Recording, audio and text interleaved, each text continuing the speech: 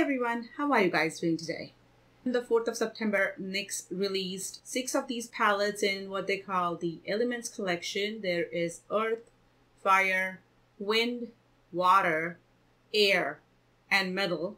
When I saw the Instagram pictures, I was floored with Fire and Earth. And of course, those are, the colors, the warm, earthy tones that talk to me. So I had set my mind on those 2 palettes. As it turns out, NYX has not sent those 2 palettes to any of the stores. I have no idea why, but they haven't. At least the stores in the Bay Area that I went to do not have those palettes. I actually am glad that they did not have those 2 palettes because now it feels like I have an overabundance of those shadows. So I picked up the Metal palette and that's what I'm going to share with you guys today.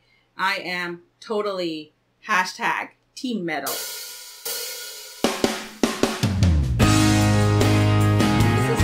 Packaging looks like. It's gorgeous. I love the artwork on all of their palettes. And then on the back side, they have given you the shadow colors with the numbers on them. This is what the actual palette looks like. It looks a lot similar to the outer packaging, but it's shiny.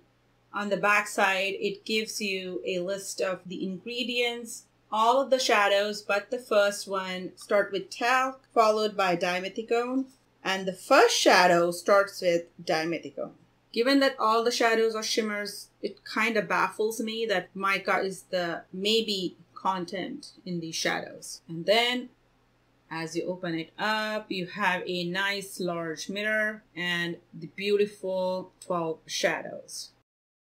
When you first look at them, they don't look like much. But, why don't we just swatch them? I'm doing a single swipe on the surface. That's the first row.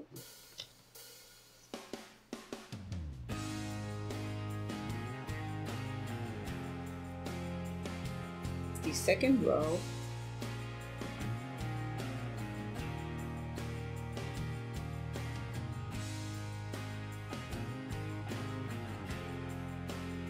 And then the last row.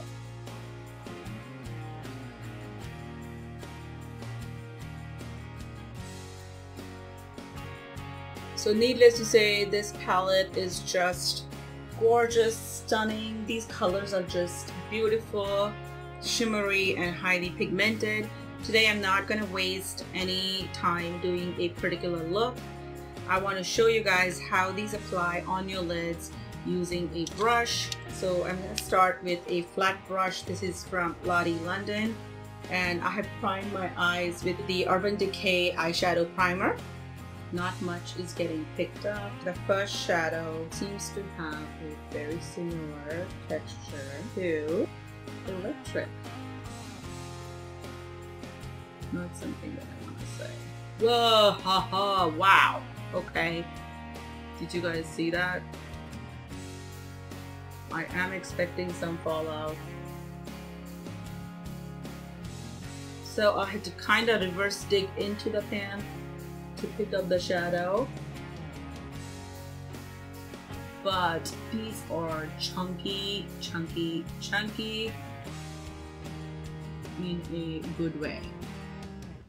So that's number 1. What if I spritz my brush with the e.l.f. setting spray, and I'm gonna see if I can smooth it out a little bit that way. But I'm kind of shocked as to how similar the texture is to Electric from my first palette, which is not a good one.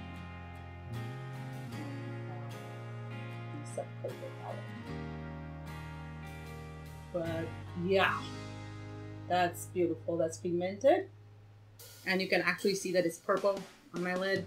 And I wanted to show you how the pigment looks after I dug into it. This is a pigment. You can see that it's kind of compressed and compacted. Anyway, I'm going with shade number 2. This one got picked up much easier on the brush. So that's shade number 1. That's shade number 2. Shade number 3. I'm using an essence brush that I got in my Gen Beauty haul. It has a slightly rougher texture. I think it will be better in picking up these shadows. Wow, yes, it in fact is. Surprisingly, I have very, very, very minimal fallout. This brush is amazing. And that's shade number 4. This brush, as nicely as picking up these shadows, is a little bit rough on the skin, but it's applying these shadows precisely and without any fallout. This is shade 3. And shade 4.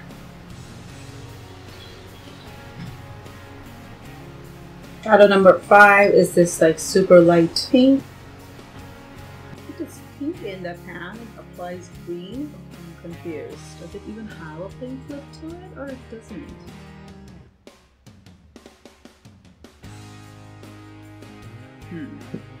So the pink color, this is that, and the pink flip is completely lost on my skin. I should remember that when I'm doing a look. I should not apply it thinking that it's a pink shadow. And then it's a metallic silver gray. Shut up, Bitsby.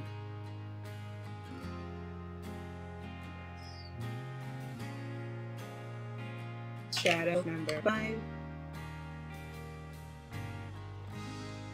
And 6.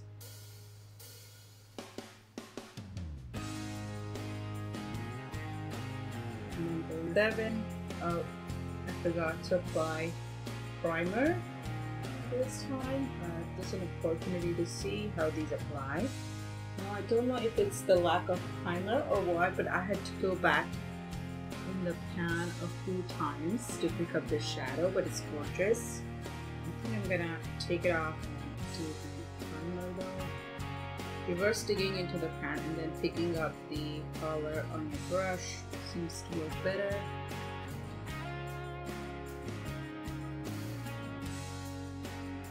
These actually are very nice to pigment. This one has given me, I think, some fallout.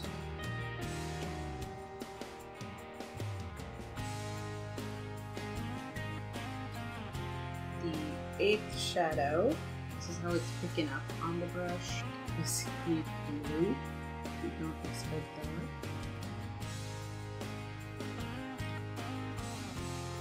Just see if I have any fallout. It's just sweat. Anyways, that's number 7. That's number 8.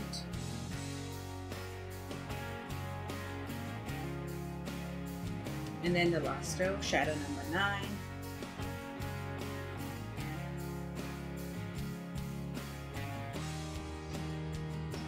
And I have again forgotten to. What's wrong with me? Anyway, this is how number 9 applied without the eyeshadow primer.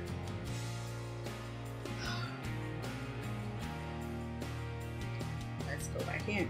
I believe that the final look that you get with these shadows is definitely better if you have an eyeshadow primer down.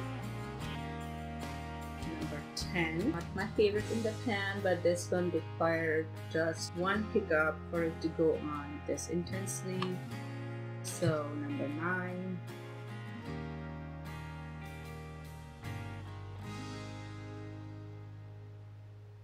And number 10.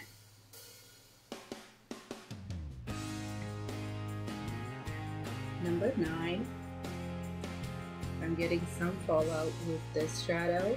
I feel like this is the least glittery, and this glitter is not easy to get off there. And glitter is easy to get off your face. All those fancy shades, you have them, or just some post-it notes under your eyes. And then the final, the 12th shade.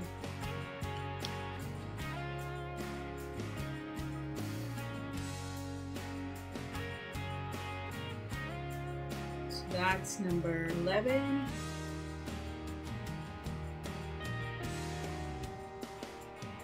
And that's number 12.